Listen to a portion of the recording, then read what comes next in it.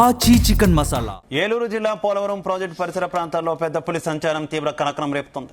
Project పనుల్లో నిమగ్నమైన కార్మికుల కంటే ఈ పులి పడడంతో భయాందోళన నెలకొంది. పెద్ద పులిని నేరుగా చూసిన కార్మికులు ప్రాణభయంతో పరుగులు తీశారు.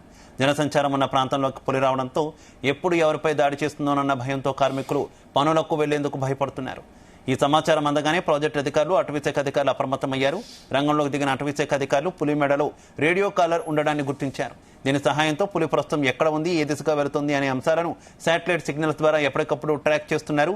పెద్ద పులికి మొత్తమంది ఇచ్చి బంధించేందుకు రాజమండ్రి నుంచి ప్రత్యేక ఎనస్థీషియా నిపుణుల బృందం పోలవరానికి చేరుకుంది.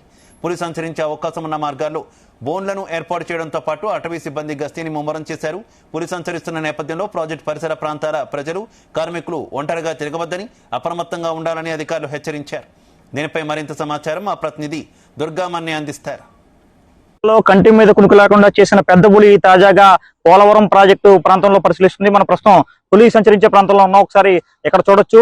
గత రాత్రి నుంచి కూడా పోలవరం ప్రాజెక్టు ఏదైతే నిర్మాణ పనుల్లో ఉన్న ప్రాంతాల్లో కూడా పెద్ద పులి సంచరిస్తుంది. అయితే నిన్న రాత్రి ఏదైతే ఈ రోజు తెల్లవారుజామున పోలవరం ప్రాజెక్టు కార్మికులకు పెద్ద పులి కనిపించడంతో కూడా వాళ్ళంతా భయాందోళన వ్యక్తం చేస్తున్నారు.